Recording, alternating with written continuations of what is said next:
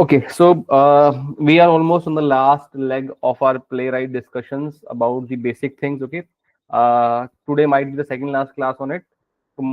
We have one more class pending, which will talk about assertions and whatever would be pending. Right, we'll discuss, take one more class and discuss and complete it, and after that we'll just start the framework design. Okay.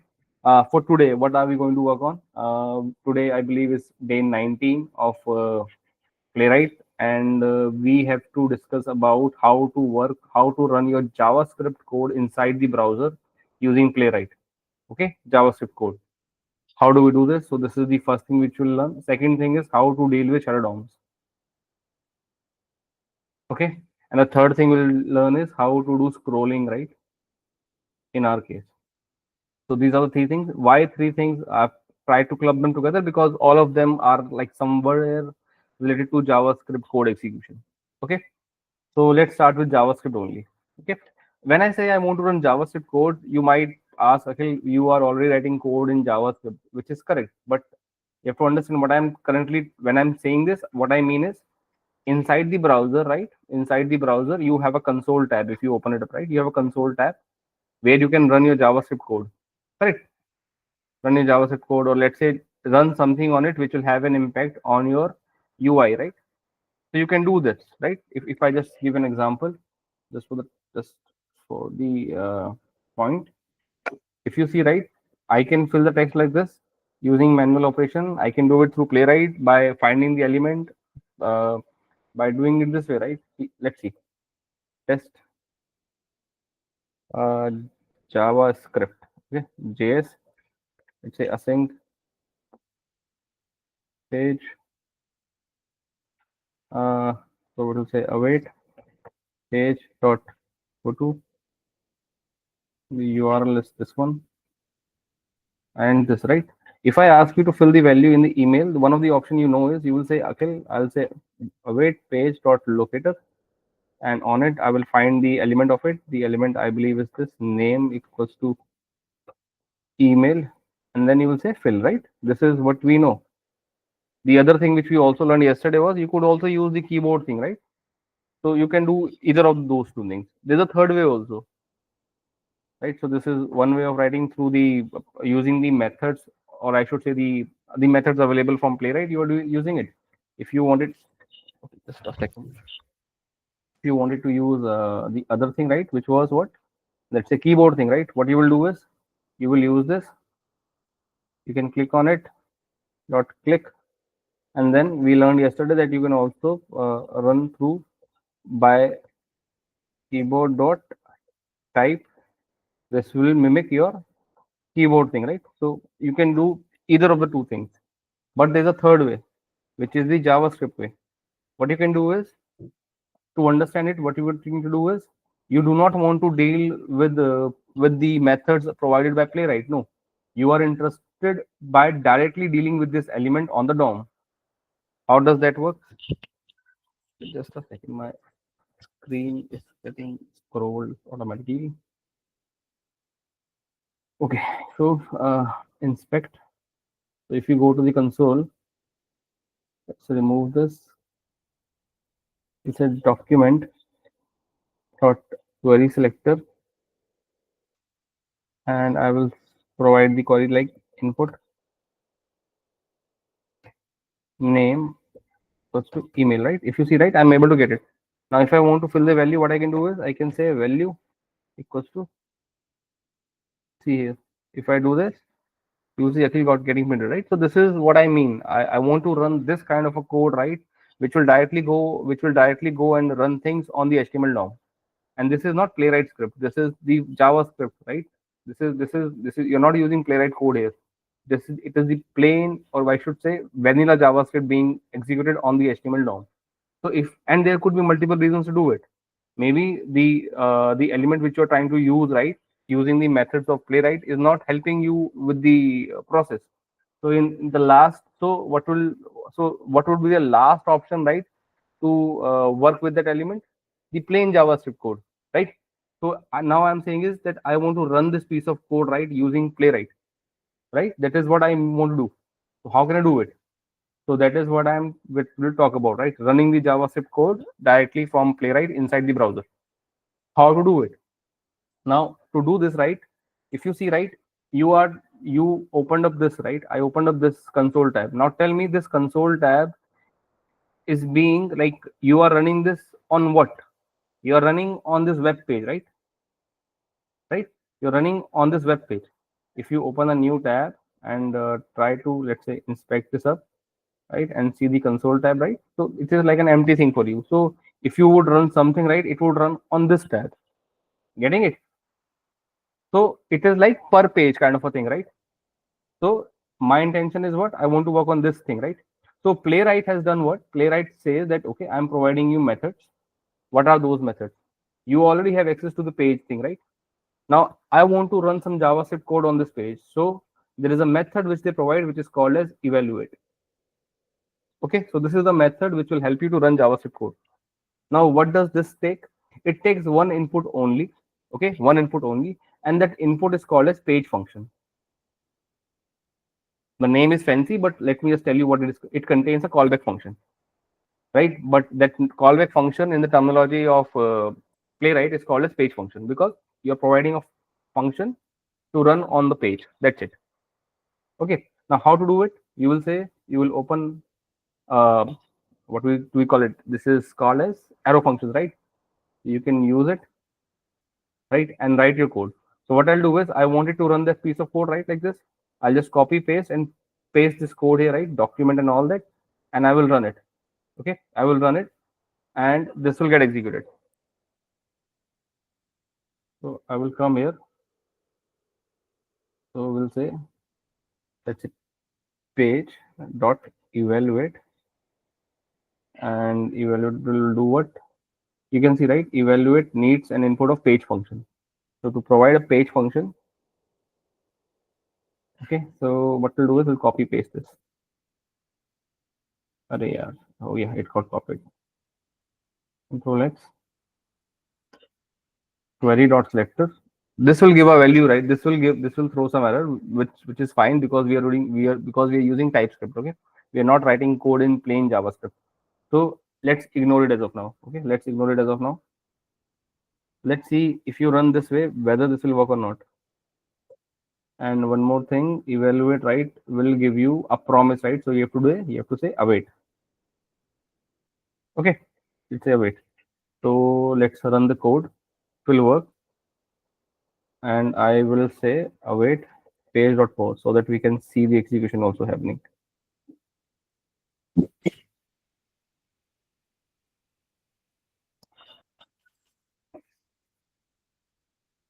And you can run any JavaScript code, right? You can see, right? It worked. It said, it printed Akhil there. Okay.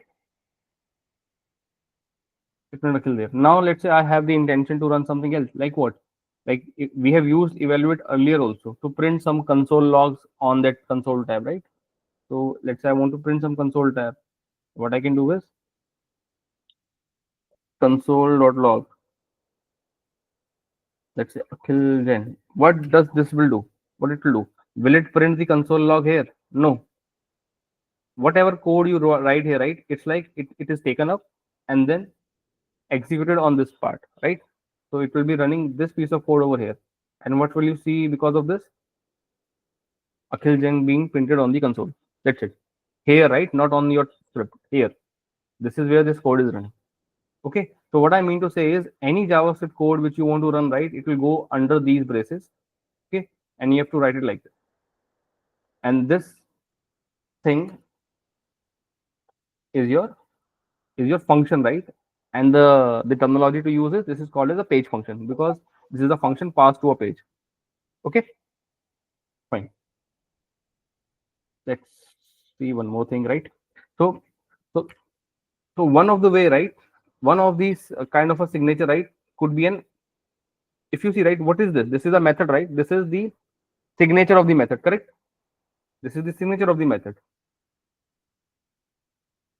Now your signature can also receive some input, right? In a method, if I ask you to write a function, right, how do you write a function? You say something like this, right? Okay, let's say function, let's say anonymous function, and you will say argument 1, or let's say f1 here, right? Function name.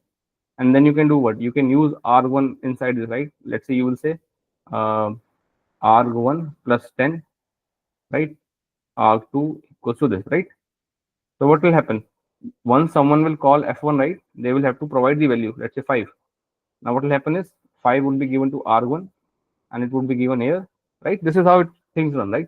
In this case, we provided a function without any arguments, correct? You can also provide some arguments here. Okay, so you can say arg here, right? But who will provide the value? The question is, if I can provide the input, let me go and write the code. This is one way, right? Let's remove this.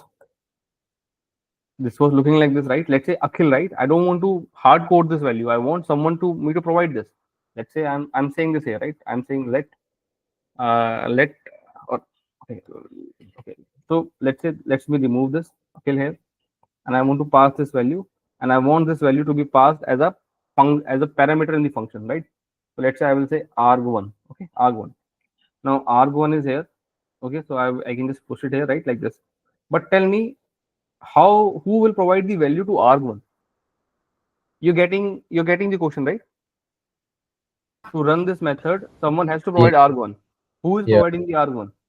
Now to provide the arg1, the evaluate method, right? This evaluate function, if you see, right, this is like one parameter of this evaluate, right?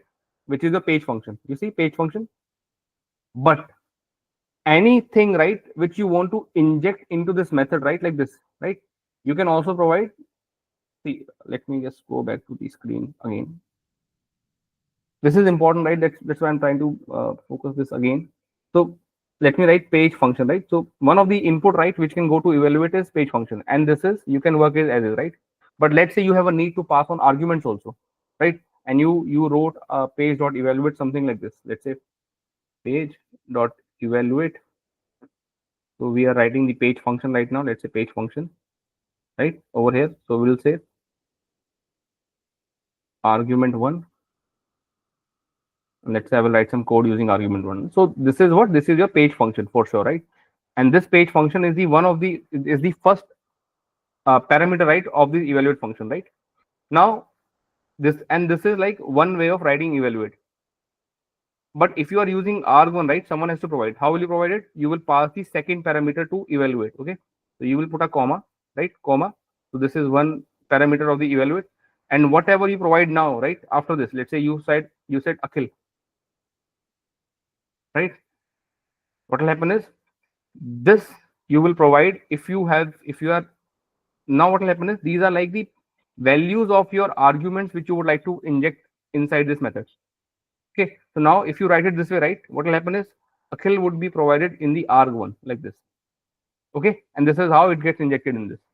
So if you go back to your code here, right, I wanted to pass on the value. Let me write it in a better way. Let me write in a single line. It will make sense. So this is, if you see, right, this is your this thing over here, right, is your page function, right? This is the page function. Now this page function needs arg1, right? What I'll do is I'll pass a second parameter to this evaluate, and I will say Akhil. Getting it? And I'll close the bracket, and I'm done. Now what will happen? Once Playwright will try to run this code, right, it will see, okay, that it needs to run this function. Great, but where to pick the value of arg1 form? It will look into this, right, after this, right, the second parameter of evaluate. It will see whatever value it has, right, it will just provide that value over to the arg1. And if I run it now, right, you will see that it will work. So we completed this. Okay, just a second. Where is the mistake? I did this here. It completed here. Why I'm putting this bracket? Right. Now let's run the code. So this time also, right, it should print Akhil, right, inside that box. So what are we learning? We are learning that how we can pass a page function without any argument value to it. And second, if we have the need to pass some arguments, right, how to do it. Okay, you can see Akhil being passed to it, right? And this is how it works. let's say you want to pass multiple values. How will you do it? If you want to pass, let's say I want to pass, let's say Jan also, right, to it as a second argument. What should I do? Should I say Jan here? If you see, right, it starts complaining because you can only pass one input. You can only pass one input, right, to evaluate. How does evaluate method looks like? It looks like something like this. What you can do is at max is you can provide either, you can write it like this, or you can write it like this: page dot evaluate page function, and a single argument, right? You can pass it like this. Okay, right? You can pass it. So we seen this, right? Now I am saying that I want to pass multiple arguments. How can I do it? And you saw that it is not like you can provide parameter function arg1 and arg2. No, it will not work, right? It will not work, and you can see it is already complaining in the code. So what will you do here is so again we will have to limit ourselves to the signature of the function, right? But we also have the need to pass multiple values. So what we'll do is we will use our brains and then say, okay, let's do one thing. Let's be smart and let's do one thing. What we'll do is, so the function says that we have to pass one single argument, right? But it does not say which type of argument. Instead of just providing a plain string, we were providing string. What I will do is I will provide an array of string. Okay, let's say Jen, something like this. Now what will happen is this entire value would be injected inside the page function method, right? But now you will have to make changes here also in the page function. So what you will do is let's say I want to pass in. So what I'm saying is, what you will do is you will say array,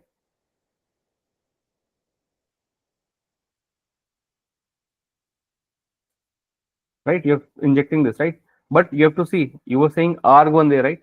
So arg1 would be representing this array then, right? And you can access the argument, right, like this then. arg1 0. You will have to do something like this. Or you can do the destructuring of the array. And you can do what? You can say arg1 comma arg2. And now what will happen is, once this value would be injected into this, arg1 will receive Akhil, arg2 will receive Jen. Is it clear? Does it make sense?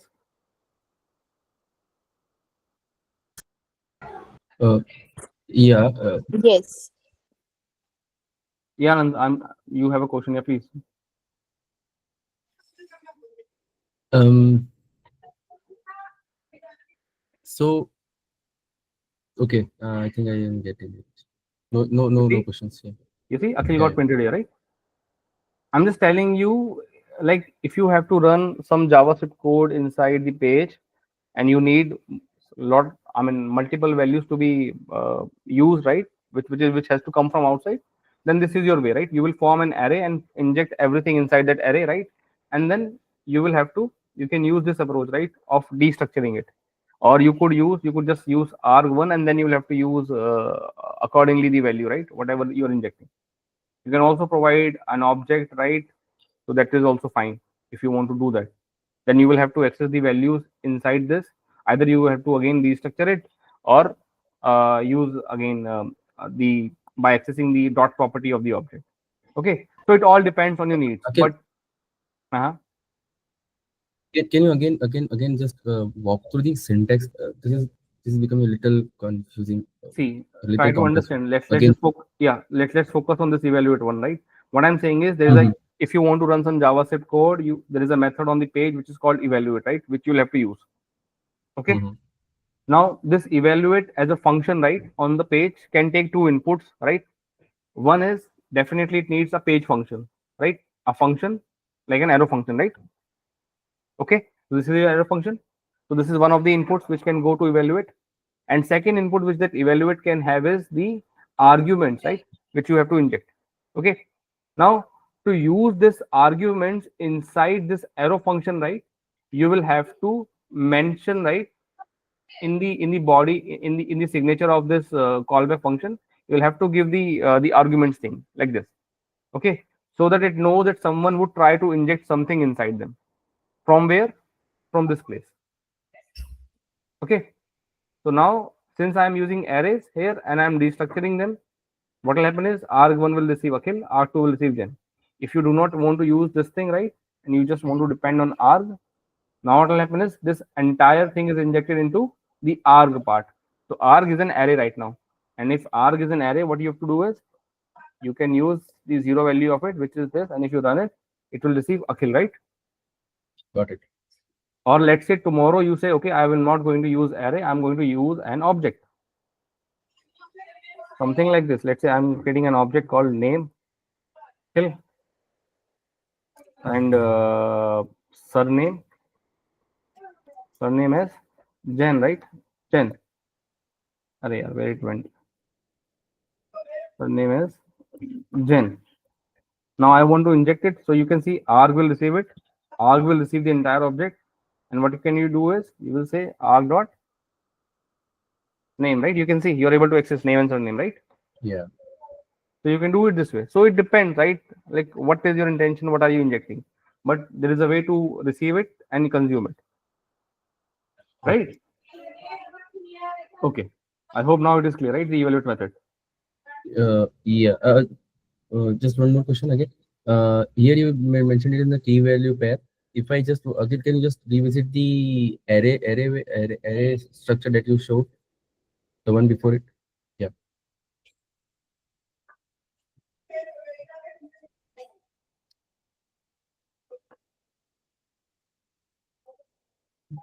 Okay, and then here it will be arg of 1 or arg of 2, 0 or 1. Yeah. So it will be right. Arg of 0. Okay. Okay. Got it. Let me put them together. Okay. Great. Hope it is clear, right? Okay, fine, right? Yeah. So this is one way of, so this is how you will inject JavaScript code into your page, right, to run things, right? You could, again, any JavaScript code which can run on console, you can mention it all here. Okay, great, right? Now you could see, right, that so evaluate method, on what does evaluate method exist on the page, right? It does not exist on the context, it does not exist on the browser. Where does it exist? It exists on the page. Okay, on the page. Let's close this. Let's come back. New board.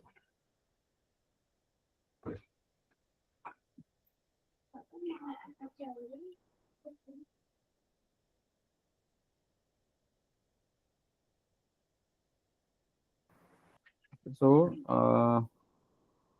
yeah, so evaluate method, right? So we already saw that on the page side there's an evaluate method available, which you can have, and the signature of the evaluate method looks like this page function, and then you can have the argument, right, being mentioned, and then we saw like how to consume it. Now evaluate method does not exist on the browser, right? So if you check browser dot, you will not find evaluate. If you say context dot, you will not see evaluate method. Okay, so it does not exist in these two. It exists at the page level. Now it does exist at the page level. It also exists at the frame level. It also exists at the locator level. Okay. Now when it comes to frame, right? Again, frame is like your as we discussed yesterday, right? Frame is like your HTML doc, right? So if you want to do it, there is a evaluate method exists, right? And it will does the same purpose, but just inside that frame. Getting it? Now locator also has a evaluate method. Now here there is one difference. Okay, on the locator side. On the locator, when you will check the evaluate method, right? So let me write some code. So if I will write my code like this, let's say page dot locator, and then I have let's say I found the locator, let's say input name equals to email, right? If I have written this, and this is what I'm collecting here, right? Let's say let element one, right? So locator gives you what? Locator object, right? Locator object. So this is a locator object. Now what you can do is you can run, if you will check, right, element one dot evaluate, you will see that there is a method called evaluate exists on it, right? It means what? That you can run JavaScript code, right? But on, but where would you like to run the JavaScript code? You would like to run on this using this element properties. Okay, So the evaluate method on the element, right? The signature of it, how does it look like? It looks like this, right? What you can do is, there is definitely the page function which you can provide, which is okay, like this one, right? So it also has a page function where you will write all your code, and it also accepts the argument like this, right, which you're passing here, right, which is also great. But there is a third parameter also available, right? And the third parameter is this element itself, right? If you would see here, right, this locator, right, what is the type of this locator? It is a locator object, correct? It's a locator object. Now this locator object is a terminology or something, right, created for Playwright, right? If you try to run your, if you try to see, like, does there is a thing called locator on the HTML DOM? No, it does not exist. What exists in the HTML DOM? There things are understood from the DOM perspective, right? So there on the DOM, if you have to work on any element, right, it has to be an HTML element. Okay, it has to be a type of HTML element. Okay, now what happens here? What Playwright is doing for you, right? Playwright is giving you an evaluate method on the element. We I just told you, right, you can use these two things over here, but there's a third thing, right? And what is the third thing? You will say you can give a name like anything, right? Ellie, and this has to be a first parameter of the evaluate. What this will contain? It will contain this element being provided here, but it would be converted into an HTML element first, right? Now you have two elements available this way, right? And what you can do is, you can use this element inside your page function. Let me show you how, and let me just also show you the documentation of it. Playwright dev. We're talking about locators. Locator, evaluate, execute JavaScript code instead of taking the matching element as an argument. Okay, taking matching element as an argument. Does it give a response? No, it does not give. No worries, we'll do it ourselves. So let's say, right, we'll work on this only, right? We'll work on this way. So this thing, so this is, if you work at a page level, right? JS at page level. Great. So let me just comment this out at the page level.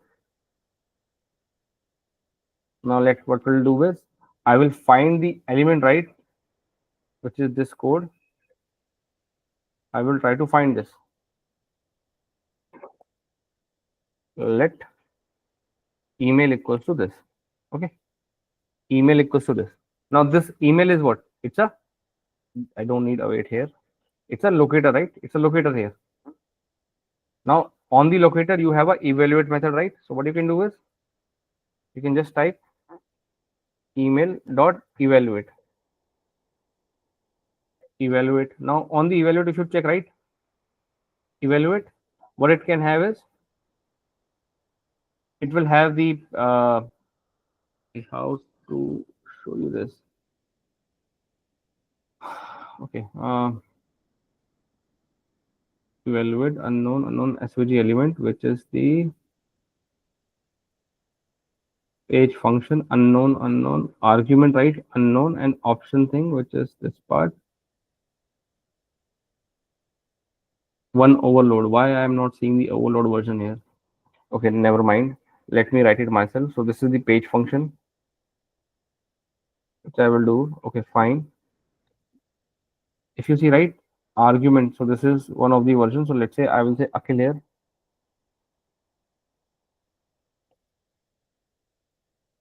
Okay, so okay, fine. Let me tell you this.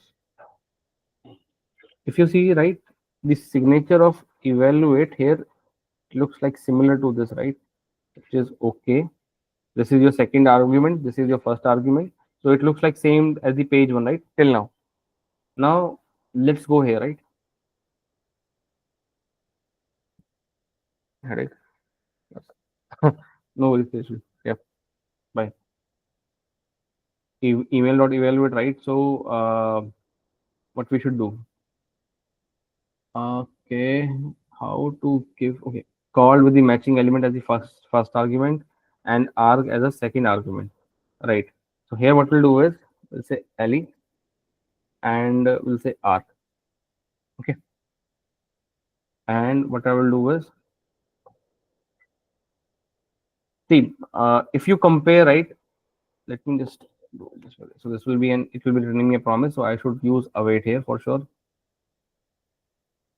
So see here, right, Anand, what is happening is you found the element, right, like doing this, then you're calling the evaluate method. If you look at the overall signature of it, right, it is same as page, right? It needs the page function and then the argument, right? So till now it looks same, right? But the difference here is in this page function, right, what happens is the argument which you're providing, right, in the above case it was just having a single argument which was arg and which was representing the value which you are providing, right? But in case of evaluate, it receives two inputs. Okay, two inputs if you want, right? If you want, so the first input here would be the element. And what is that element represents? It is like what Playwright will do is, right, if you do this way, right, arg, the second argument here will receive this value for sure, right? What this will receive, this will receive, it will receive, you are working on this element, right? What Playwright will do is Playwright will convert this locator, right, into an HTML element. Okay, so what Playwright will do is convert locator into HTML element, because that is something which can work on the DOM, okay, into HTML element. And this HTML element, right, you can inject by just giving any name over here, right? Now what will happen here is I will want to use this element now, right? So I will say le dot. You see, I'm getting so many methods here. Why I'm getting all these methods? Because le is a HTML element type, and I wanted to do what? I wanted to set some value, right? Value equals to, let's do this, and we will say arg here, right? Let's run this code. Let's see whether this will work or not, right? I have commented the above code. Now what is happening is this email, after converted to HTML element, right, is injected here, right? This, your second argument of the fetch function is coming from here, and again you can provide a object, a array, or anything which you feel like, and here you will run your JavaScript code, right? Since you already have identified the element, right, there was no need for you to write this code, because what is happening is Playwright is converting your this page.locator, right, into something like this only, right, internally, and it is giving you that access, right? And after that you can access value and run it. Let's see this and run it, right? So earlier in the previous test, we worked with the page level JavaScript execution, and now we are doing it on the individual element level. Right. And if you want, right, you can also access, you can also do all the, you can also do other activities, right, which is available. Like you can run any JavaScript code here, right? But it's just a convenience, right, which Playwright is providing, that okay, let's say you are not able to write a good locator, right, using the plain JavaScript code, right? Let's say. So what it's saying is, okay, write your code using Playwright, and Playwright is taking the responsibility of converting it into a plain JavaScript code internally, right? So that it can find it on the screen, and then you have to just take the action. What action are you taking? You're just setting the value. Getting it? Getting it. Okay. So let's run it and see whether this works or not.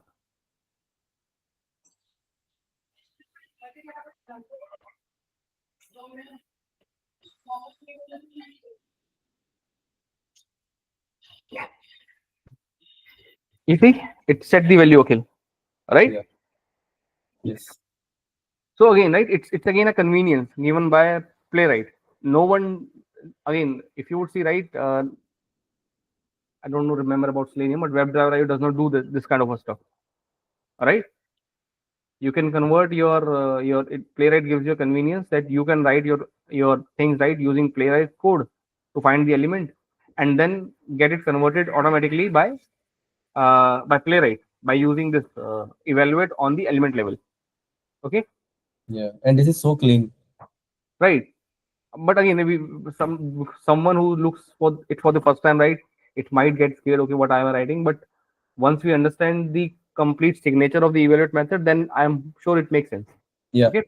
Yes. Yes. So let me just recorrect myself over here, right? When I was calling this on the locator side, right? What we have is we have a page function and argument again, right?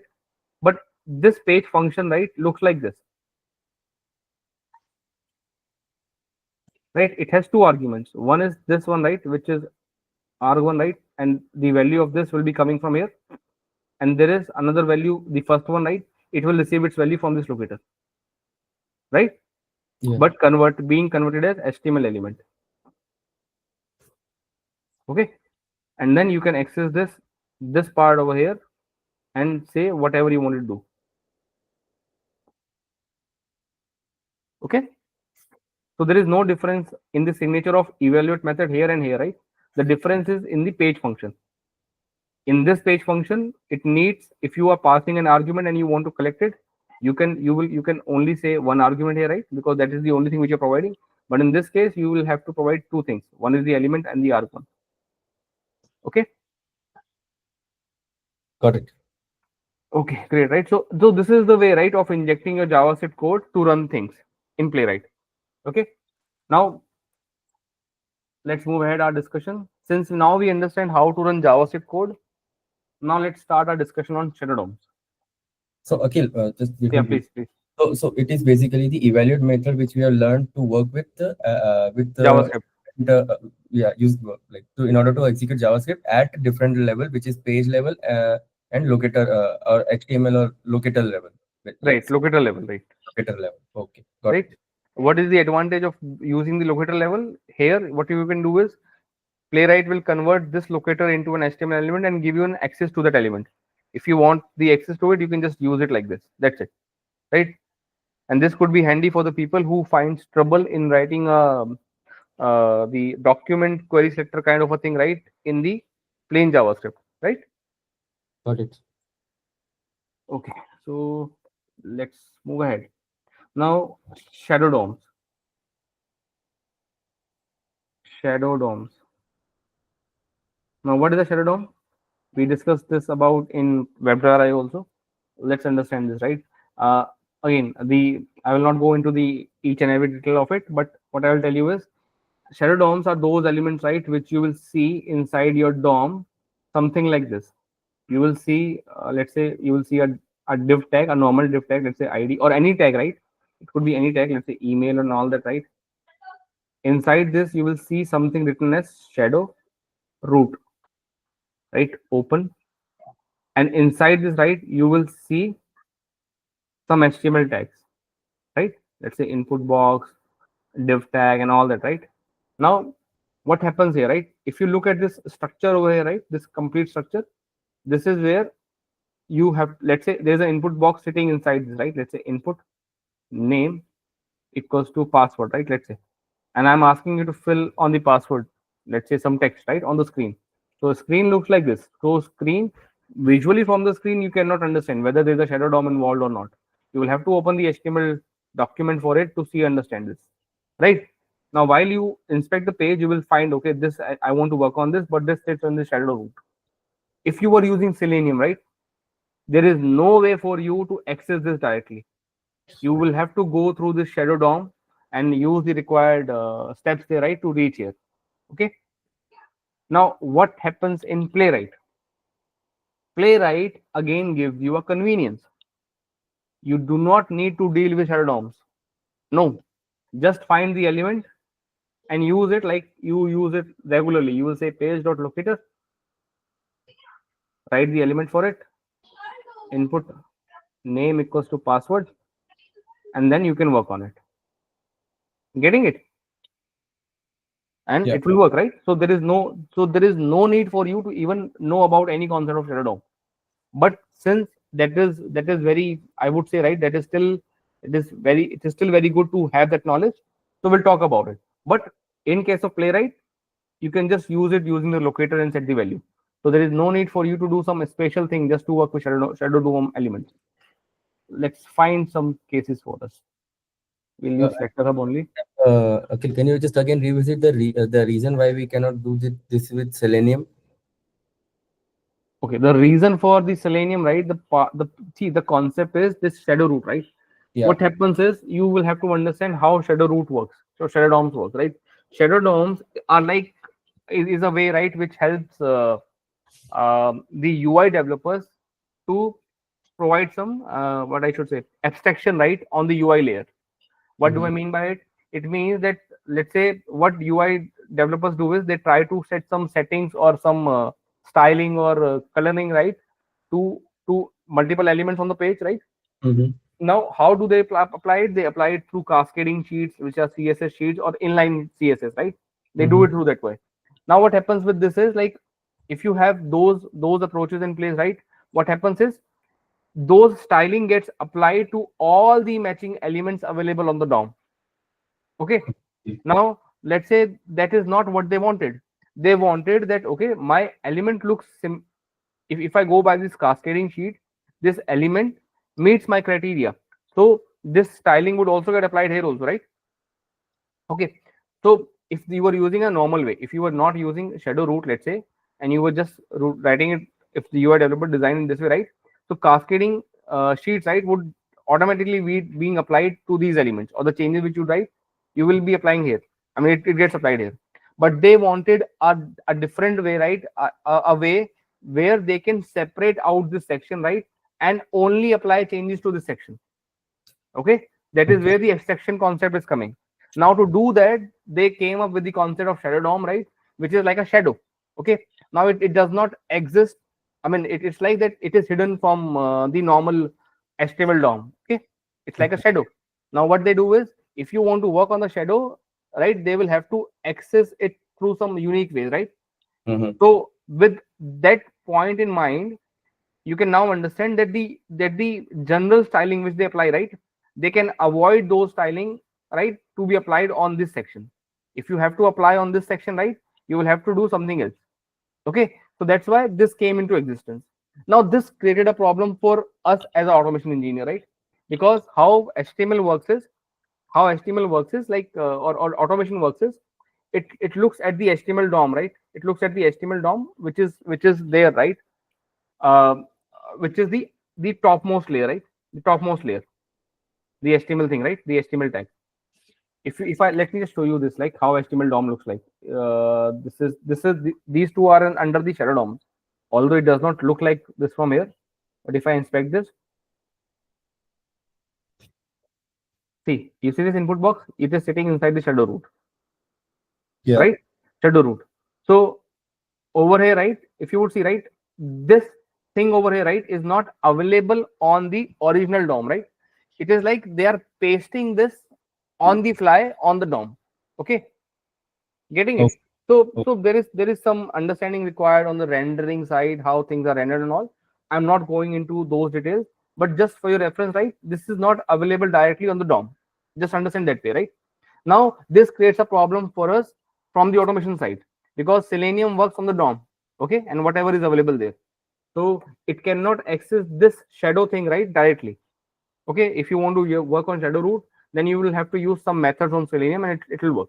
But Playwright, if you use Playwright, right, they are saying, okay, we have solved this problem, and then we will do whatever we have to do internally, right? But for you as an end user, treat this like a normal locator and work with it.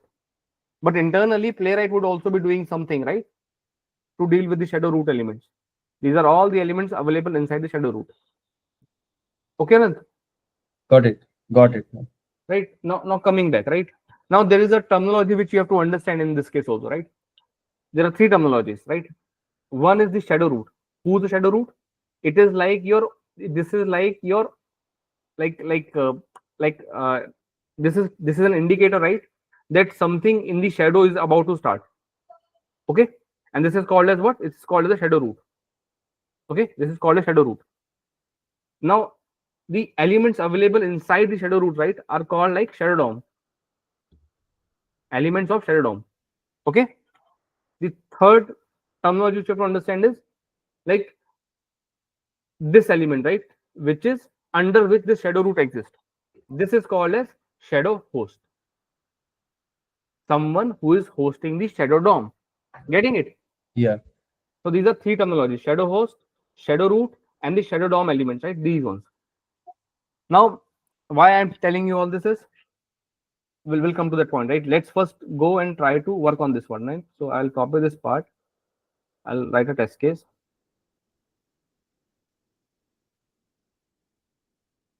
This one. We'll say shadow DOM page and this, right? And we'll say await page dot go to, and we'll give this URL, right? Now on this URL, we wanted to work on this one, right? Username. And what we did was we went there and it has ID as skills, right?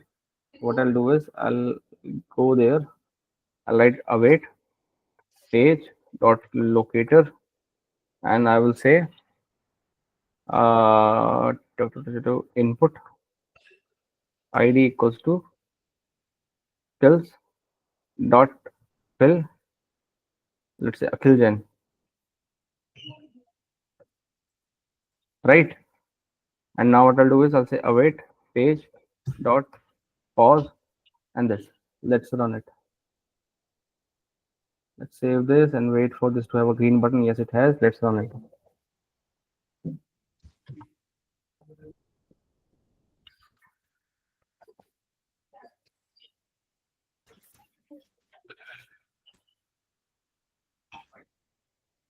Let's wait for it to be there. Will it be able to find? It should. You see, right? It was able to fill Akhiljan here, right? You can see. It took some time, but it did. It was able to find, right? Yep. And this is how it works. So again, with Playwright, you do not have to do something very special. But let's say somehow this is not working, right? Then you will have to fall back to the original way of working. Okay. What is that?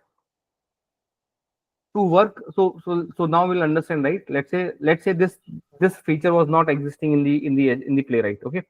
And now we want to do with the old school kind of a way, right? To deal with this.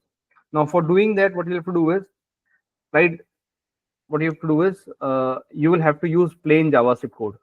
And how do you use plain JavaScript code? You use evaluate method, correct? Evaluate method, page.evaluate. So here you will open a bracket function, and here you will write some code. Whatever code you will write, right, it would be plain JavaScript code which will go and inject on the browser, and then that code will make sure that things are running over there. Okay. Now how you do it? If you have to use the old, I mean the way the JavaScript works, right, you will have to understand the process. First of all, it is a three-step process. Steps, right? The first step is to find the shadow host. Find shadow host. How do you find shadow host? I can see div ID equals to email, right? So I will find the shadow host, right, by doing what document.query selector and find this. So if I go here, right, on this page, and if I inspect this, you see this is your shadow host, correct? Because this is one which is hosting your shadow host, shadow root, right? So this div ID is your shadow host. Getting it? So I will say div ID equals username, right? So I will just say div and try to use CSS only, right? With this, I don't think XPath will work. Okay. So div username, you can see I'm able to find one of one. Let's do one thing. I'll go to console. Let me clear it out, and I will say document dot query selector, and I will provide the value. You can see it is able to find. Now, this is step one, right? This is step one. We were able to find the element, right, by using that. Second step here is that on the shadow host, right, you can see there is a shadow root attached, right? And you need access to the shadow root, right? What you have to do is you will say get access to shadow root. Access to shadow root. How do you do it? For getting an access to this, right, there's a special method called shadow root itself, right? On the element on the plain JavaScript. So you will just say shadow root and you will be given the access. You see shadow root here, right? Okay. So this is what you will get. If you see, right, you got the shadow root, right? You got access to everything over there, right? This one. Okay, you got it here. Shadow root. Now the third thing, you got the access to shadow root. Now inside the shadow root, right? You wanted to access what? You wanted to access this field, right? The enter name thing. Yeah. If you go there, this input field, right? Now you should have the access to shadow root. On the shadow root, you will just use this input ID, right? This one. Let me write. This is input hash kills, right? So I'll go back here, right? I already have access to shadow root, right? So what I'll do is shadow root. Let me collect it somewhere. I will say let shadow root equals to this. Okay, like this, something like this, and I will enter, right? And sr, I will say sr dot query selector. So again, you can use it like this, and you will say input hash kills. If you see, right, I'm able to access this. You can see, right? You can see it was able to give me, right? Yeah. Now I want to set the value to it, right? I will say value equals to, okay, you see, it was able to set the value. Yeah. So this is like the old school kind of a work, right? You have to use. Now there could be, you could get into a need of using this, right? So you should be aware. So the third step is access. You got using this shadow root, using shadow root, find element and work on it, right? So these are three steps. Now how to run these three steps over here in the code? Let's go back and start writing. So this is one way, right? So let me write approach one, diet approach. Approach one. Approach two is this, will say await page dot evaluate.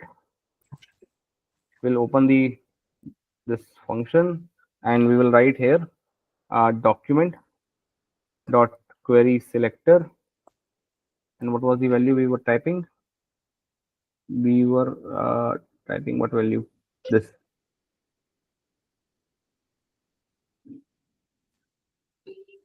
Div username, right? So we'll say div username. This will give you what? Access to shadow host, right? Okay. Yep. Shadow host. It will give you access to shadow host. Now what we'll do is from the shadow host, you have to find what? Shadow root, right? Yeah. You will say shadow host dot shadow root, right? You can see it is giving you the access. Shadow root. Now collect it somewhere. So I'll say shadow root equals to this, right? Now you will do what? You have the access to shadow root, right? And on the shadow root, you will do what? You will access the element inside the shadow root by doing query selector. And what is the value in the query selector? This one, right? So let me just copy entire thing. Not fill. It will not be fill. Sorry, it will be value dot value equals to, okay, right? Now why does it throw an error? Because it is just telling that okay, it could be null and all. So to overcome this situation, right, just to, you will say if shadow root, you wanted to do this, something like this, right? You can leave it like this and it will work. Let's run the code. Let me comment this out.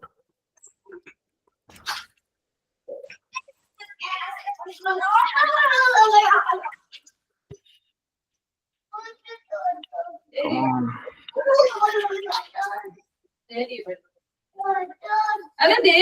What? Page dot evaluate. So, okay, so let's see. Okay, it is right now. It is in the post state, right? It is in the post, so it might have done something, right? Let's see what it did. If you go here and scroll down, right, you see a kill there, right?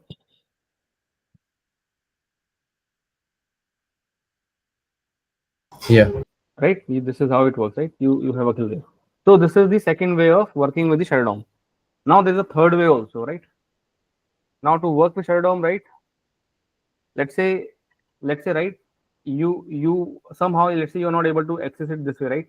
And you are not using this approach also. Let's say there's a third way, which looks like, oh, I have not stopped this. Let me stop this. There's a third way which looks like this.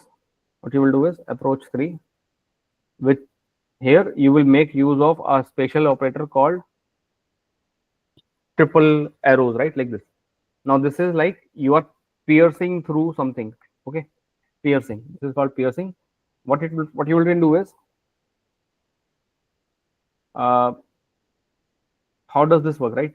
The third approach. Let me write this somewhere here. The third approach. This is the second approach, right? Which we did. First approach we have seen. The third approach now, which is the piercing, right? Now what does this piercing mean, right? Again, you will use this only, right? Page.locator only. Page.locator, right? And try to write some code. Let's say by just mentioning it this way, right? You are not able to find, right? Now what you can do is, you can take the approach of clubbing this thing plus this thing, right? So this is, you can understand, like this is like a combination of these two things together. Okay, making the best use of these two things as together. What you have to do is, if you see, right, you are using from this concept you are using locator, right? And from the above concept, right, you will use the concept of shadow host, and getting, once you will the shadow host, and then getting the access to the element, right? Now this can be done through this, right? What you will do is, inside the locator, right, you will put these 3 signs here, right, under double quotes. On the left hand side of this, right, you will give the CSS path of your shadow host element. Okay, you can understand this is like this helps you to pierce through the shadow root. So you can understand that this represents your shadow root. And the third thing here, right, would be coming was as the element inside that shadow root which you want to access. Right, getting it? Left hand side is like a shadow host. This is like your shadow root, and this one here, right, on the right hand side is your element on which you want to work. So does this also suggest that only a shadow host will be having only one shadow root, and then that's how it works? It cannot have multiple, because this is like Yes, one. a shadow host can have only one shadow root, right? Okay. Okay. Okay. Okay. And is it possible to have multiple shadow hosts? Yes, you can have multiple shadow hosts, and you can have nested shadow roots, right? You can have nested ones. Getting it? Currently, you understand this, right? So you have a shadow host somewhere, right, like this. Inside this you have a shadow root, right? Now inside the shadow root you have some HTML tag, right? Yep. Inside this HTML tag, let's say there is an element called input tag or something like that. Let's say div tag. Now let's understand that this is acting as a shadow host, right, for the next shadow root. So you can see, right, this is nested one, and then you will have again a shadow DOM in this way, right? So it can be nested also like this. Okay. Okay. Okay. Page locator strategy decides which shadow host we are trying to access, right? That's how it will find. See, there are 3 ways to work with elements sitting inside shadow root. Okay, one way is this, right, direct way. You will just give the element like on which you want to work, and Playwright will take care of it, right? It may work, it may not work, right, depending on Playwright internal things. Okay, second approach is to use the old school of JavaScript, which we just discussed, right? And the third approach is that you want to use the capability of Playwright, right? But using that capability, you want it to use by traversing from shadow host to the element, to that shadow root element, right? And for doing that, you will have to use these 3 things. Getting it? So currently we are discussing only a simple case where you have a shadow host, shadow root, and then some elements inside this, and you want to work on this input tag. Okay, how do you do it? You can use it, you can directly access this input tag from here, or you can go through shadow host, shadow root input through the JavaScript code, or the third way is using this piercing, where you will need this shadow host, right? This shadow root is represented by these 3 brackets, these arrows, and this input box will come here. Okay. Like a more like one line code. Right, one line code, right? using the capability of locator, which is an playwright method. Okay. Yeah. Okay, so let's see this also. Approach 3 will say await page dot locator double quotes. So we need first of all the shadow host, right? So shadow host is this one, right? And then we will pierce through it. Then it will give me the access to the element inside it, the shadow root. And inside the shadow root, I wanted to work with this element, right? Right. And now once I have the element access to the element, I can use fill my fill method on it. And I will say pot test, let's say. Okay. So let's run it through and see whether it works or not.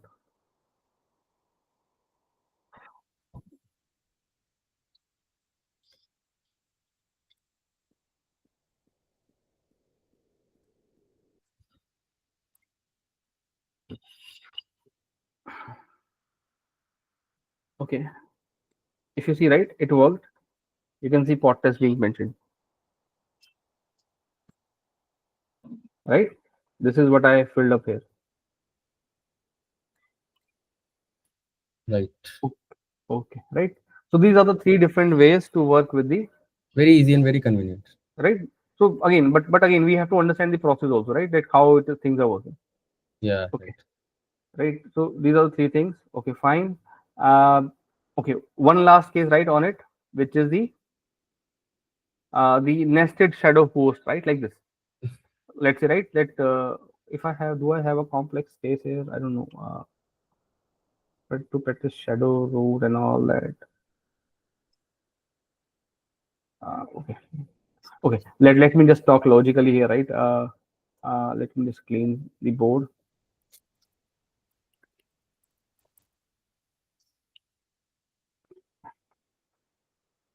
Actually, the page is selector sub slash XPath practice page, right? You can just search for it, right? Selector hub. It will give you this page only.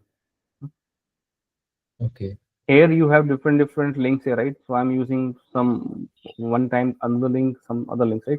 For iframe, this is the link which you will click. For shadow host, yes, this is the page. XPath practice page. Yeah. Is it TICE? Okay. Let me ping you, right? If you want it. Okay. Yeah, that's the reason. Yeah, Okay. I've provided, right? Yeah. Okay. Now what I need to do is what we were discussing. Yeah, we were discussing about this last question.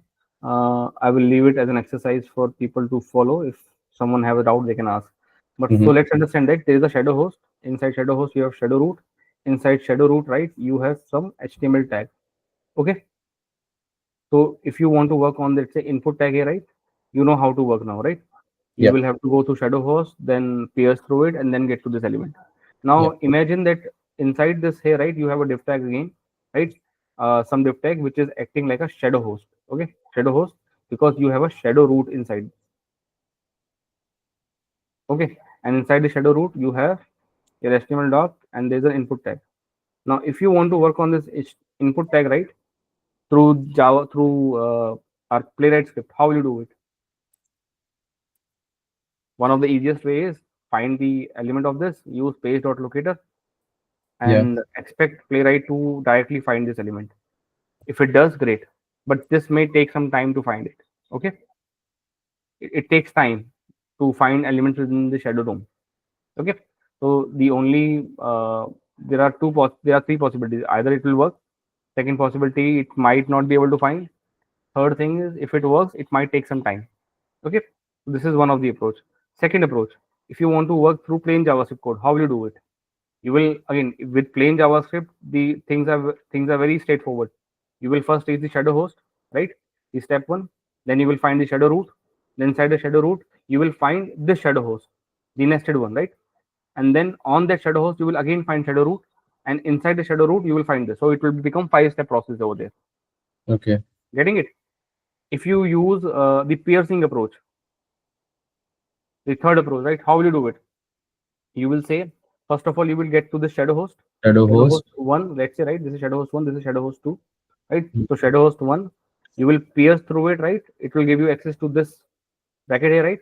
And then here, what you want to access? You wanted to access the shadow host, this one, right? So you will write shadow host 2 here, right? Oh, I Okay. don't need to go to first shadow And root. then you can write 3 brackets here, right? And it will pierce through the shadow host, and then you can write the input box. Okay, okay, Okay. So okay. this is how you will do it. Again, very convenient. And if you compare this approach and this approach, this is much faster because you're giving a clear path for Playwright to find the element. Yeah, If you give just this part over here, you are leaving to the logic of Playwright to find it. yeah, But that is not good, right?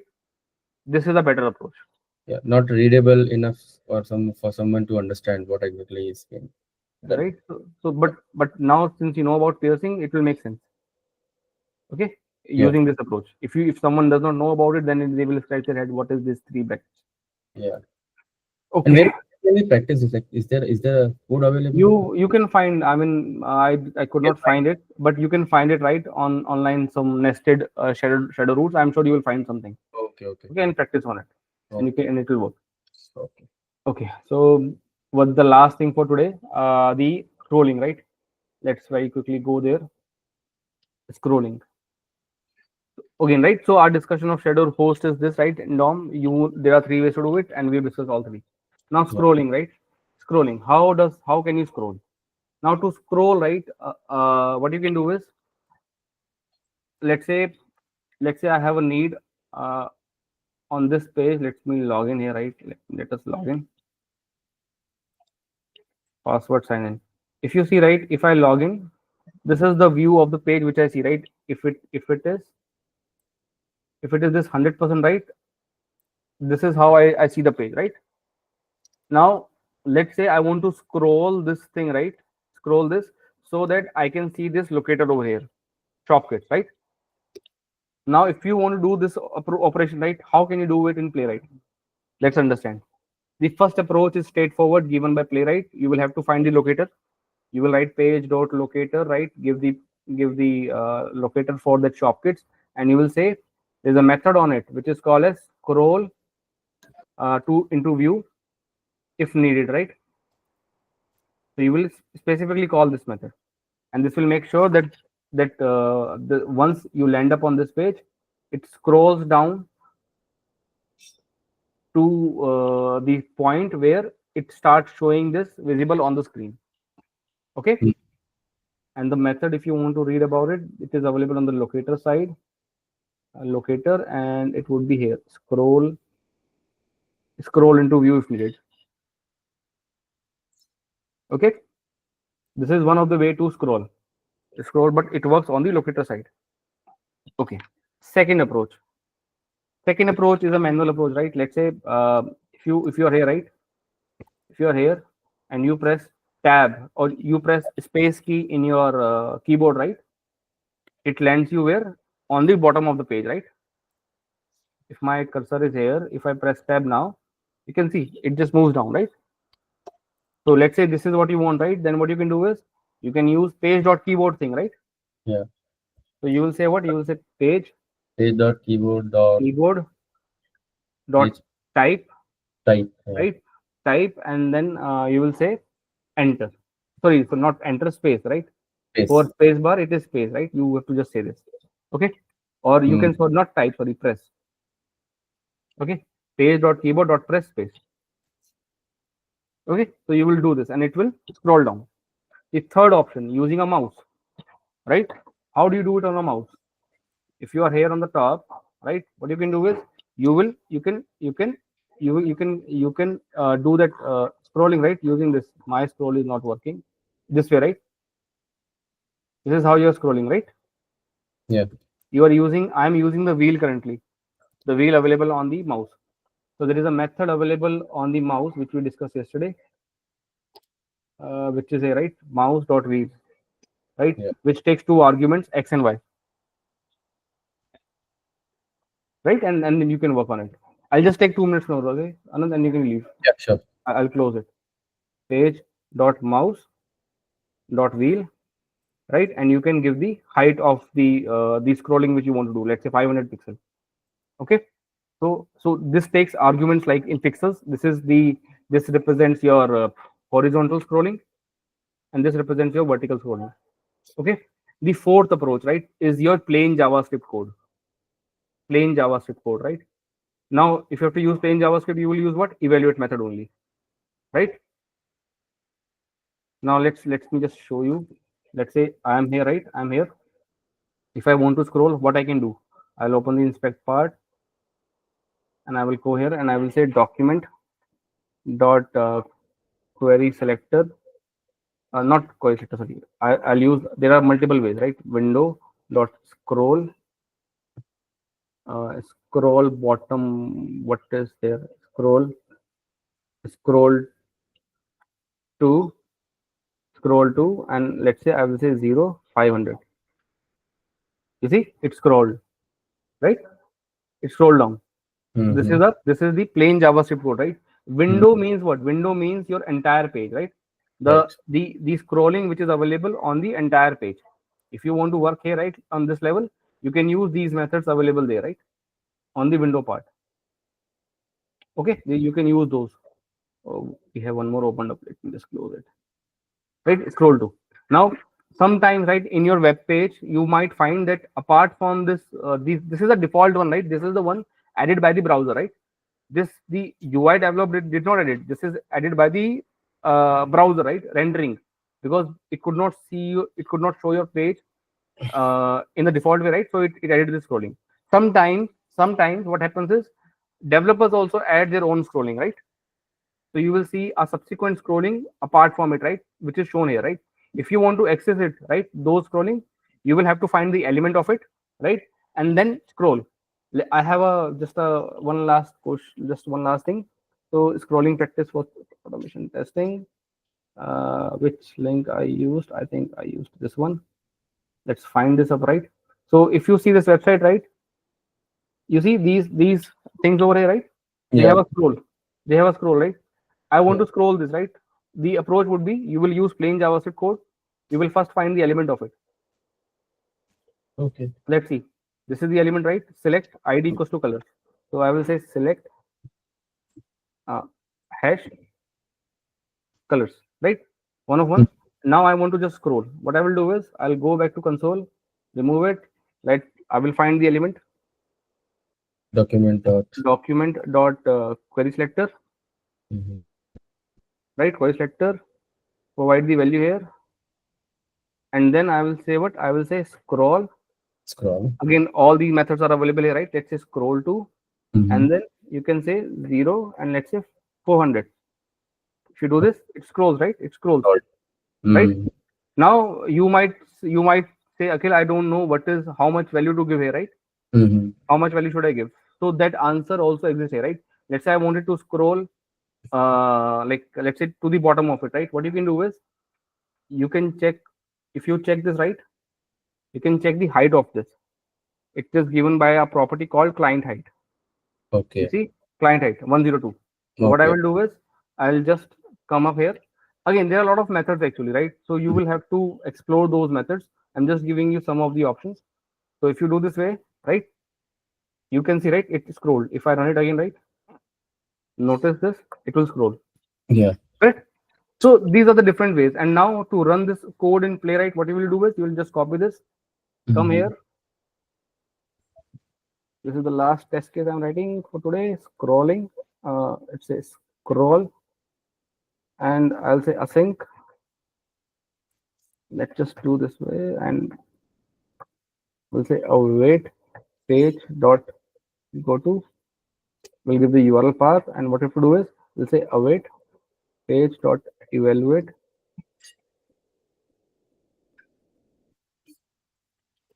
This code, right?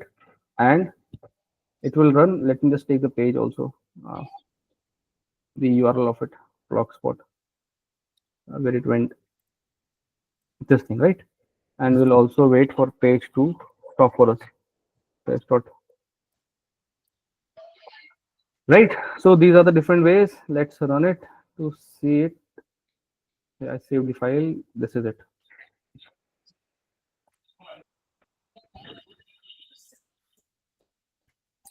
For me, some reason the login page is getting scrolled instead of the landing page. I'm trying to do the same on Okay, let demo side. let's see this first, right? You see this, right? It worked, right? Automatically, Yeah. right? Right. So scrolling works. Yeah. Now tell me your problem. What are you saying? Yeah, actually, I was just doing this, trying to do the same on our demo site. Like after Uh huh. log, I was straightforward using like a window.scroll by option, and for some reason, the login page is getting scrolled to the bottom, not the landing page. After clicking on submit, I think some wait is required. No, Up. you did what? You were on the login screen. There is by default there is no scrolling there, right? Because if you open in the maximize mode, Okay, it is opening, not opening the maximize mode. That's for sure. so Okay, no issues. I'll try it again. right. I So want to do yeah, some. right. I'll do that. I think so again you will have to understand the dynamics of the web page and accordingly give the solution, right? Yeah. So, but now you know how to do the scrolling, right? You have Yeah. multiple ways, Yes. right? Yes. So these are the different ways available. You can scroll through this locator method. You have a method, or you could use the keyboard, mouse, or then the JavaScript code. Okay. Correct. Mhm. Okay, great, right? So we this is the end for today, and there is nothing more to cover. And if just repeating myself, right? There is let me just type right. What is pending now? We have to work on dialogues and see like how to deal with them. I Mhm. think I don't know like if we have already seen that, but that is one thing. Second thing is assertions, right? We'll next class we'll be talking about assertions, and then we have to talk about reporting, right? Like how to attach screenshots and maybe some logging to the reporting. And the one thing is pending is trace viewer. Once we'll cover all this, maybe in the next class. Tomorrow I will update, right, whether we have a class or not. But I'll update, right? But if we have the class, we'll have it in the morning only. Okay. What time I'll update, right? If not, I will update it by the evening. Okay. Okay. Okay. But these are the four things which we have to cover in the next class, and after that, and it will take only one class only to cover this. Maybe a bigger class, 2 hours or 2.5 hours class. But yeah, I can cover all this in a single class. And then we will discuss about framework design. Okay, which is the POM pattern, and then we have to talk about Jenkins and all that.